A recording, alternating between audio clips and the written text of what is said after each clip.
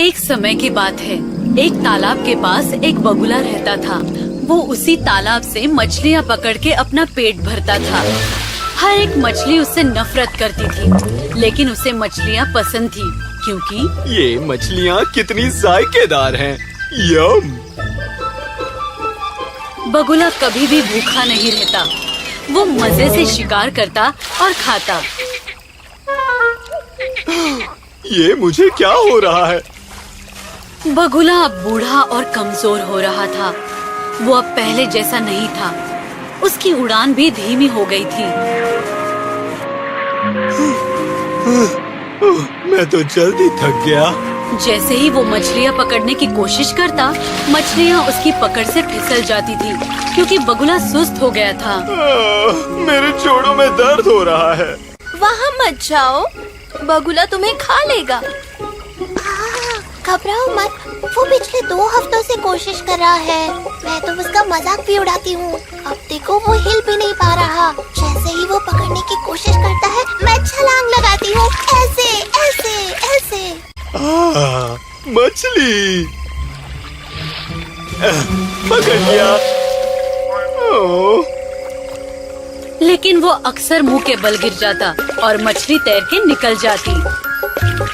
देखा तुमने, हमें उस बगुले से डरने की जरूरत नहीं। वक्त के साथ साथ वो इतना कमजोर हो गया था कि वो ठीक से शिकार भी नहीं कर पा रहा था। अब तो मछलियाँ उसके आसपास भी मंडरा रही थी, फिर भी वो उन्हें पकड़ नहीं पा रहा था। इस बुढ़ापे ने तो मुझे भूखा मार दिया। अब मैं क्या खाऊंगा? पिछले 2 दिन से मैं भूखा हूँ। एक दिन उसे बहुत भूख लगी। उसने कई दिनों से कुछ भी नहीं खाया था। अपनी भूख को आसानी से मिटाने के लिए उसने एक योजना बनाई। ओह, मुझे पता है मुझे क्या करना है। अपनी योजना की शुरुआत करने के लिए वो तालाब के किनारे आ गया। वो भी उदास चेहरा लेके, मानो शिकार की कोई इच्छा ही ना हो। मछलियाँ, मेंढक और केकड़े को समझ नहीं आ रहा था कि वो शिकार क्यों नहीं कर रहा। ओह, ये कितना उदास है। शायद वो भूखा होगा। क्या ये मर जाएगा? एक बड़े से केकड़े ने बगुले को उदास देखकर उससे पूछा, क्या हाल बगुला भाई? क्या बात है? तुम इतने उदास क्यों हो? क्या बताऊं? इस तालाब के लिए एक बुरी खबर है। बुरी खबर? वो भला क्या है? नहीं, मेरी हिम्मत नहीं हो रही तुम्हें सुनाने की। ओह, अब बताओ भी। अगर तालाब की बात है तो हमें जानना जरूरी है। हम भी यहीं रहते हैं। ठीक है, अगर तुम इतना कह रहे हो तो दरअसल इस तालाब की एक भी मछलियाँ नहीं बचने वाली हैं। यही मछलियाँ खाकर मैं मेरा पेट भरता हूँ। एक भी मछली नहीं बचेगी? कैसे? क्यों?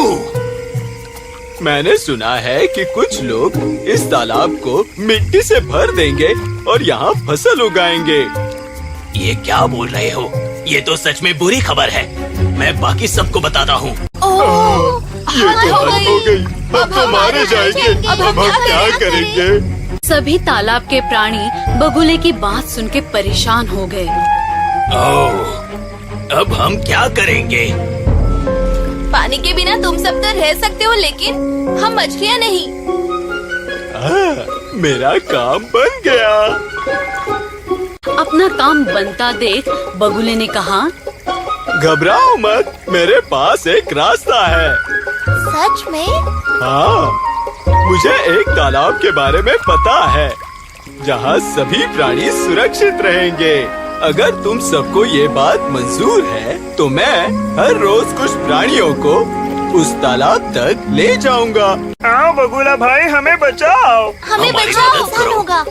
मदद करो हमारी। सभी प्राणी जल्दी से बगुले की मदद लेना चाहते थे। पर मेरी कुछ शर्तें हैं। क्या? क्या? क्या? क्या? मेरे बुढ़ापे की वजह से मुझे हर यात्रा के दौरान आराम करना पड़ेगा और एक बार में मैं सिर्फ कुछ ही मछलियों को ले जा पाऊंगा। हमें मंजूर है। कोई बात नहीं, मैं भी तैयार हूँ। सब तैयार हैं। सभी प्राणी बगुले की शर्त मानकर उसके साथ जाने को तैयार हुए।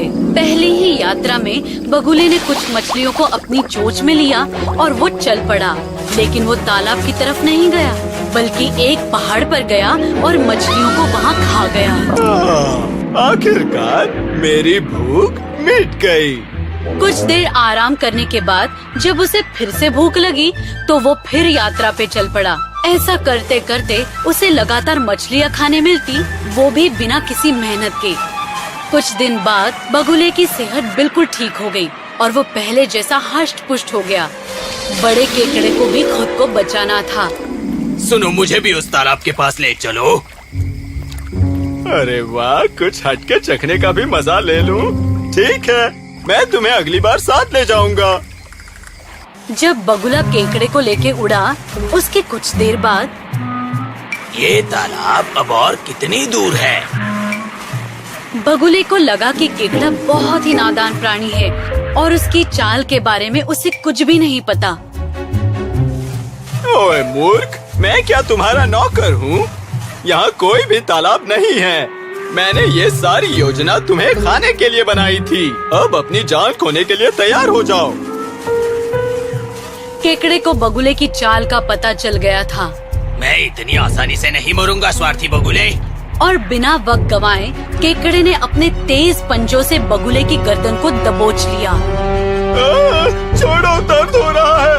थोड़ा दर्द और सहना पड़ेगा तुम्हें। केकड़े ने बगुले की गर्दन मरोड़ दी और बगुला मर गया। केकड़ा फिर बड़ी मुश्किल से तालाब के पास पहुंचा और सारा किस्सा सभी तालाब के प्राणियों को सुनाया। सभी ने उसके बहादुरी की तारीफ की। केकड़ा भाई, तुम तो बहुत होशियार हो। नहीं, बगुले ने अपनी जान लालच की वजह से गंवाई, ना कि मेरे होशियारी की वजह से। तो हमने क्या सीखा? ज्यादा लालच करना बहुत बुरी बात होती है बच्चों। एक झील के पास रहता था एक कछुआ और दो हंस। तीनों अच्छे दोस्त थे और एक दूसरे को कहानियाँ सुनाकर समय बिताया करते थे। कई साल बीत गए और फिर एक बार उस जमीन पर अनावृष्टि छा गई। झील लगभग सूख गया। पानी के बिना हम कैसे रहेंगे? चिंता मत करो दोस्त, कोई ना कोई रास्ता निकाल लेंगे। कोई रास्ता है ही नहीं कछुआ। अगर हम दोनों यहाँ से उड़ भी जाएं, तो तुम पीछे रह जाओगे, क्योंकि तुम धीरे चलते हो ना, और हम तुम्हें कभी अकेला छोड़ के नहीं जा सकते। अरे हाँ, मेरे पास एक अद्भुत योजना है। पहले तुम दोनों जाओ और कोई और झील को ढूंढो, फिर एक लंबी सी छड़ी लेकर वापस आना। छड़ी के बीच को मैं पकड़ूंगा और तुम दोनों कोनों को पकड़ के मुझे वहाँ तक उड़ा ले जा सकते हो। नए स्थान पर जाने के लिए अब यही रास्ता है। वाह, ये तो कमाल की योजना है। ये काम हो जाएगा, पर जब हम उड़ रहे हैं तब अपना मुंह नहीं खोलना, नहीं तो तुम सीधा नीचे गिर जाओगे। ऐसा कहकर दोनों हंस वहाँ से उड़ गए नई पानी वाली झील की खोज में। इसी दौरान कछुआ गर्व से फूट रहा था। उसने कमाल की योजना बनाई थी और अपने आप को आसमान में उड़ते हुए कल्पना कर रहा था।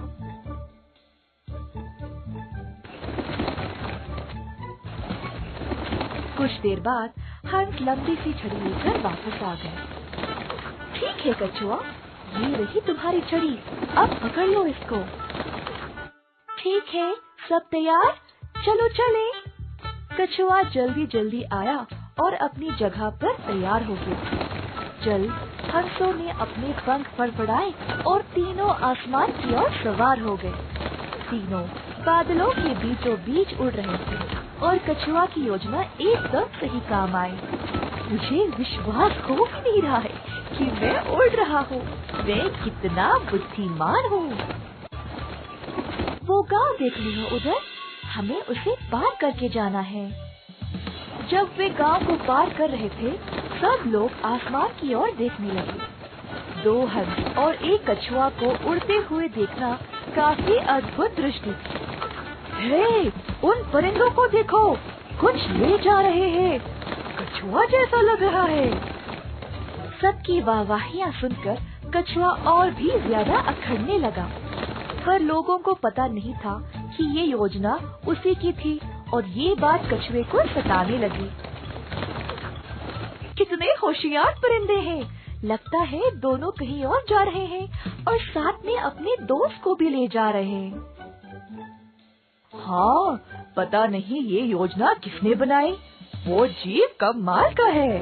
सबकी प्रशंसा सुनकर कछुआ को अब रहा नहीं गया, अपना बड़ा सा मुंह खोला और जोर से चिल्लाया, मैंने बनाई। कछुआ भूल गया था कि उसे अपना मुंह बंद रखना था और मुंह खोलते ही वह सीधा नीचे गिर गया। दोनों हंस दुखी थे कि उन्होंने अपने दोस्त को उसकी घमंडी के कारण खो दिया, पर अब वे कुछ नहीं कर पाए और अपने रास्ते ही उड़ चले।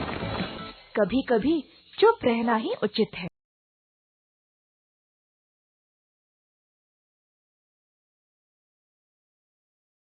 बहुत पुराने दिनों की बात है। एक घने जंगल में दो पेड़ आसपास खड़े थे। एक था आम का पेड़ और एक था बादाम का पेड़। आम का पेड़ स्वभाव से हंसमुख और विनम्र था। वह चिड़ियों को अपनी शाखाओं पर बैठने देता, घोंसला बनाने देता और ताजे रसीले आम खाने को देता। वह मुसाफिर को छाया देता। परंतु बादाम का पेड़ बिल्कुल भी उदार नहीं था।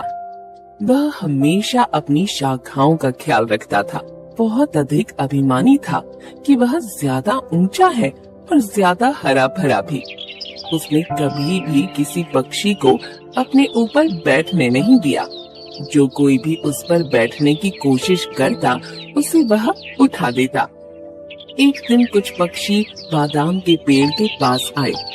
बादाम का पेड़ बोला, हे, दफा हो जाओ, वहाँ उस आम के पेड़ के पास जाओ। तुम सब मेरे टहनियों पर बैठकर मुझे खराब कर रहे हो।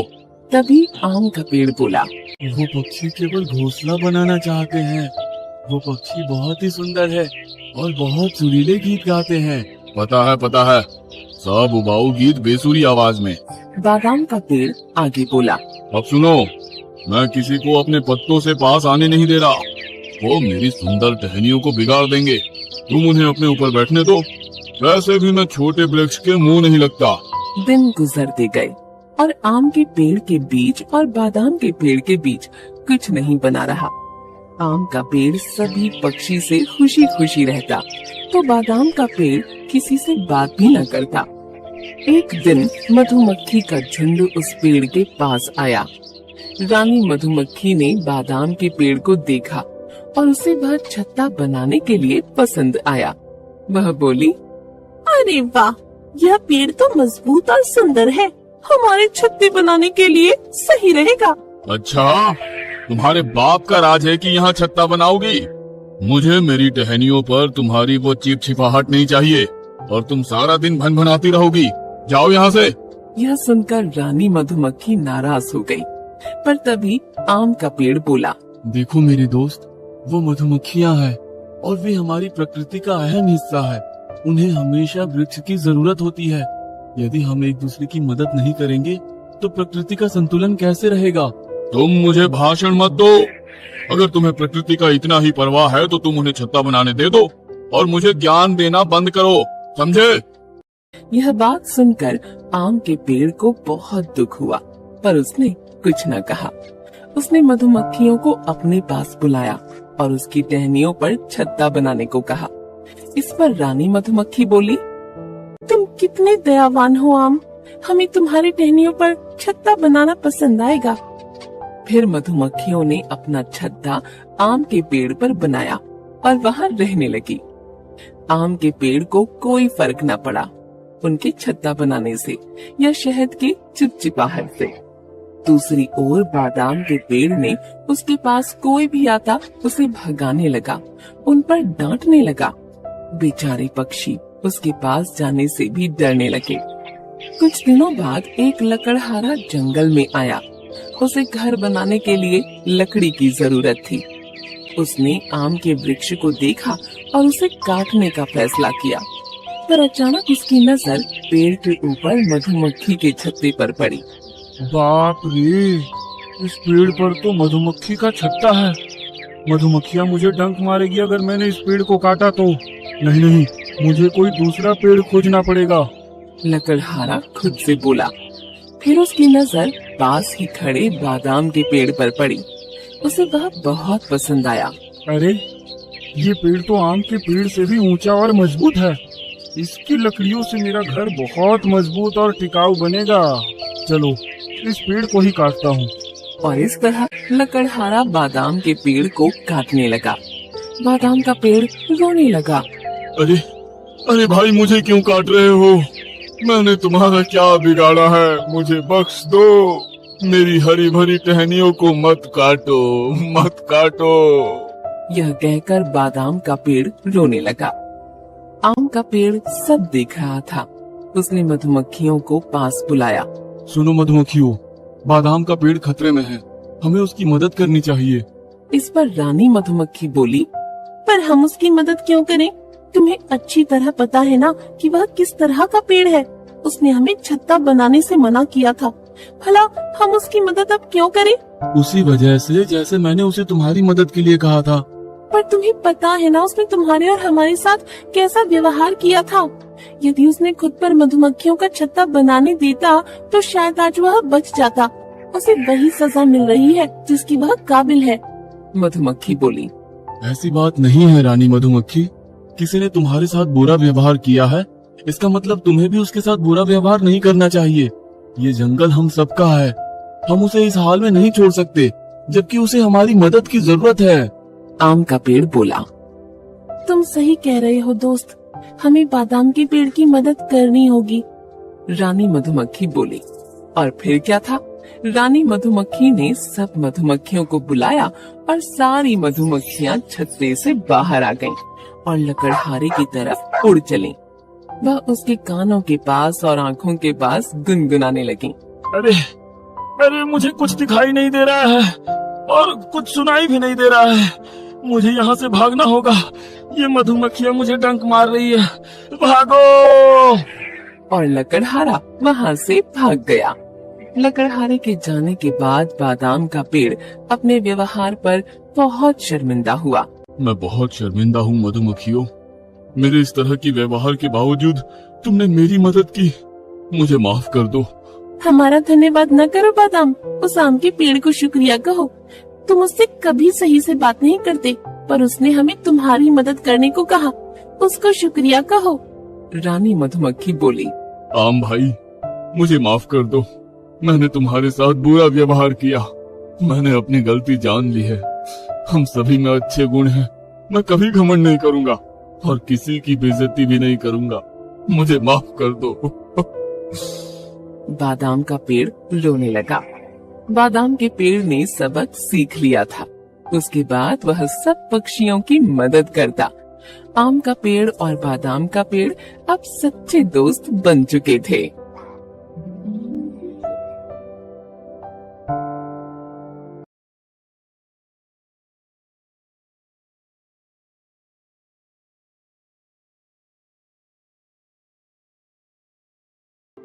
बहुत समय पहले एक सुंदर जंगल में एक बंदर रहता था। वह एक पेड़ से दूसरे पेड़ पर कूदकर खुशी खुशी अपना दिन गुजार रहा था। वह एक मिलनसार बंदर था और अपने पेड़ पर रहना ही पसंद करता था। वह एक नदी के किनारे एक बेरी के पेड़ पर रहता था। पेड़ हमेशा फलों से भरा होता था, जो मीठे थे। बंदर पेड़ पर लगे फल खाता था। उसी जंगल में एक मगरमच्छ और उसकी पत्नी भी रहते थे। वे जंगल के आसपास रहने वाला एक खुशहाल जोड़ा था। एक दिन बंदर, जो एक शाखा पर ऊंचा बैठा था, उसने मगरमच्छ को पेड़ के नीचे आराम करते देखा। बंदर मगरमच्छ से बात करने के लिए बहुत उत्सुक हो गया, क्योंकि उसका कोई दोस्त नहीं था, इसलिए वह उससे दोस्ती करना चाहता था। हेलो दोस्त, क्योंकि आप पेड़ के नीचे आराम कर रहे हो, आप मेरे मेहमान हो। और मैं आपको कुछ खाना देना चाहता हूँ। बंदर ने मगरमच्छ को खाने के लिए बहुत जामुन दिए। मगरमच्छ ने उन्हें खा लिया। जामुन बहुत स्वादिष्ट थे। मगरमच्छ ने अपनी इस खातिरदारी के लिए बंदर को धन्यवाद किया और घर चला गया। मगरमच्छ प्रतिदिन नदी के किनारे आने लगा और बंदर द्वारा दिए गए फलों का आनंद लेने लगा। जल्द ही वे बहुत अच्छे दोस्त बन गए। दोनों ने कई विषयों पर चर्चा करते हुए एक दूसरे के साथ समय बिताना शुरू कर दिया। वे सारा दिन एक साथ तैरते, फल खाते और दिन भर सूरज की रोशनी का आनंद लेते थे। एक दिन मगरमच्छ ने बंदर को अपनी पत्नी के लिए कुछ जामुन लाने के लिए कहा। बंदर ने खुशी से मगरमच्छ को फल दिए और मगरमच्छ फल को अपनी पत्नी के पास ले गया। फल खाने के बाद मगरमच्छ की पत्नी बहुत खुश हुई क्योंकि उसे फल बहुत पसंद थे। लेकिन उसने बंदर की पूरी कहानी उसे सुनाई। लेकिन जब उसे पता चला कि उसका पति उससे ज्यादा बंदर के साथ समय बिता रहा है तो उसे जलन होने लगी। उसकी ईर्ष्या के कारण उसे एक भयानक विचार आया। यदि फल इतने रसीले हैं, बंदर का दिल कितना मीठा और रसदार होगा। क्या तुम मुझे बंदर का दिल लाकर दोगे? तुम ये क्या कह रही हो? तुम मजाक कर रही हो ना?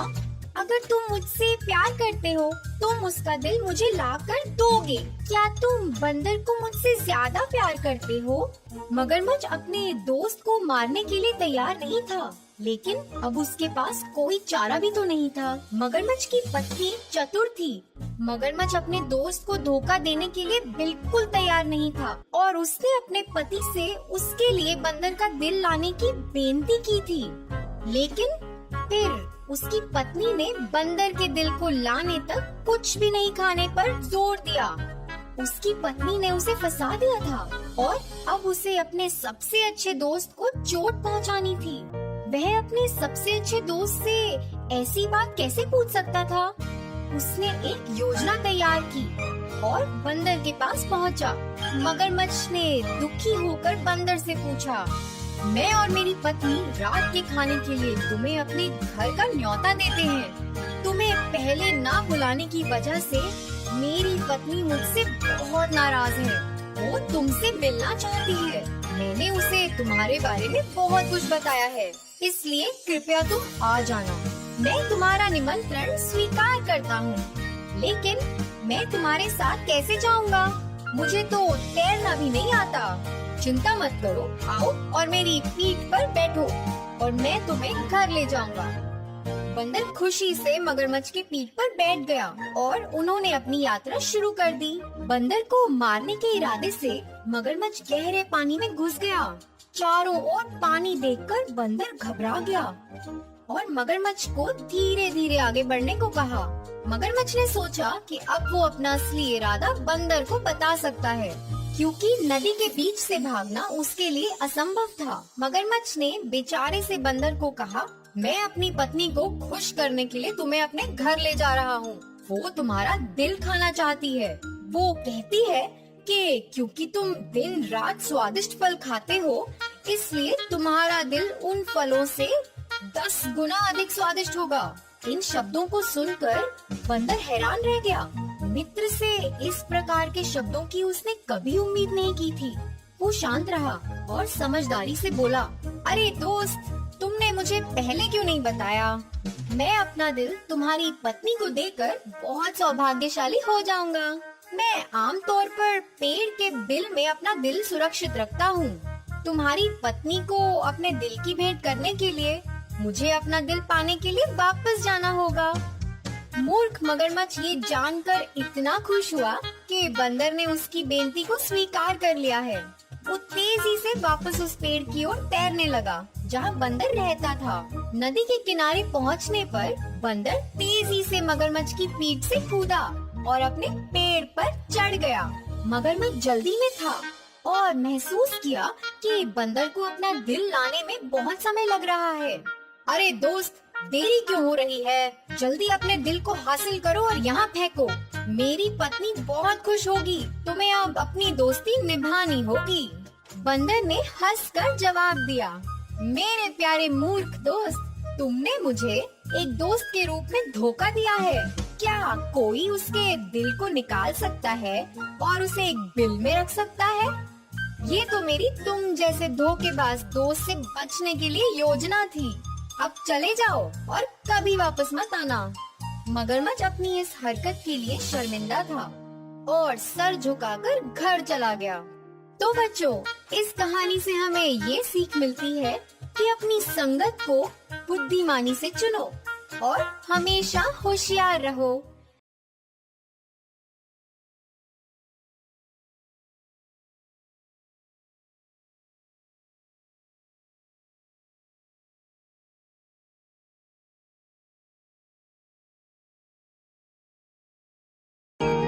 लालची कुत्ता।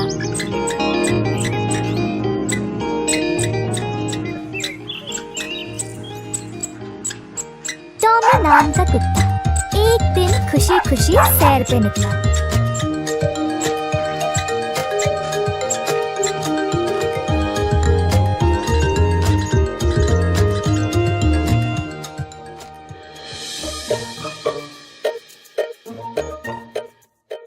चलते चलते अचानक से उसको एक हड्डी नजर आया।